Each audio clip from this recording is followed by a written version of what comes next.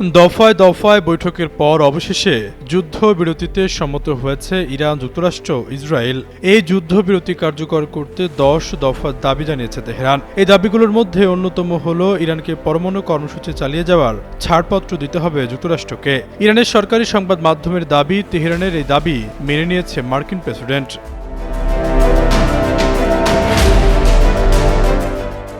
যদিও সংবাদ সংস্থা এপির প্রতিবেদন অনুসারে ফার্সি ভাষায় লেখা ইরানের দাবি সনদে ওই বিষয়টির উল্লেখ থাকলেও ইংরেজিতে সেটি অনুপস্থিত ছিল। এরপরে ইরানের দাবির সত্যতা নিয়ে সংশয় তৈরি হয়েছে। এপির প্রতিবেদনে দেখানো হয়েছে, ইংরেজি ভাষায় লেখা দাবি সনদে পারমাণবিক কর্মসূচির ছাড়পত্রের বিষয়টি লেখা না থাকলেও ইরানের স্থানীয় ভাষায় লেখা দাবি সনদে সেটি জ্বলজ্বল করছে। আন্তর্জাতিক স্তরে কূটনৈতিক কাজে ইংরেজি পরস্পরের সঙ্গে যোগাযোগের প্রায় একমাত্র মাধ্যম। সেখানে স্থানীয় ভাষায় বিষয়টি উল্লেখ করেও ইরান ইংরেজিতে কেন বিষয়টির অবতারণা করল না, তা এখন স্পষ্ট নয়।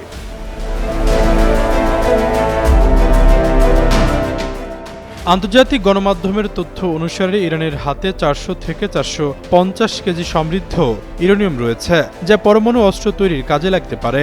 এই ইউরেনিয়াম নিয়েই বারবার প্রশ্ন তুলেছেন মার্কিন প্রেসিডেন্ট ডোনাল্ড ট্রাম্প। এমনকি এর আগে ইরানের কাছে যে শর্ত পাঠানো হয়েছিল তার মধ্যে হরমুজ প্রণালীকে উন্মুক্ত করা ছাড়াও এই ইউরেনিয়াম সংক্রান্ত শর্ত ছিল। এর আগে ডোনাল্ড ট্রাম্প হুঁশিয়ারি দিয়েছিলেন, ইরানের হাতে ইউরেনিয়াম থাকা বিশ্বের জন্য বিপজ্জনক। সেই অবস্থান থেকে সরে এসে ট্রাম্প সত্যি ইরানকে তাদের পরমাণু কর্মসূচি চালিয়ে যাওয়া নিয়ে ছাড়পত্র দিলেন কিনা তা নিয়ে সংশয় তৈরি হয়েছে।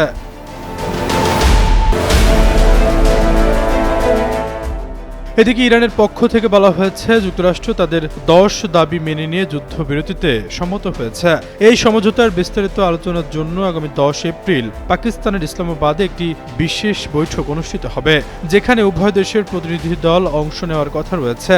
এই দফার মধ্যে প্রধান শর্ত হল ইরানের ওপর থেকে সব ধরনের প্রাথমিক ও মাধ্যমিক নিষেধাজ্ঞা প্রত্যাহার করা, হরমুজ প্রণালীর ওপর ইরানের একক নিয়ন্ত্রণ বজায় রাখা এবং মধ্যপ্রাচ্য থেকে সব মার্কিন সেনা প্রত্যাহার করা।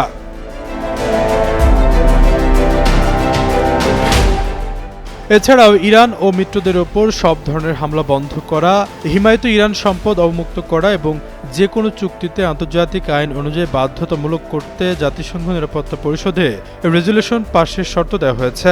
ইরানের সুপ্রিম ন্যাশনাল সিকিউরিটি কাউন্সিল এক বিবৃতিতে জানায়, এই প্রস্তাবনা কার্যকর হওয়া হবে ইরানের জাতির জন্য একটি বিশাল কূটনৈতিক বিজয়। আশরাফুল ইসলাম, যুগান্তর নিউজ।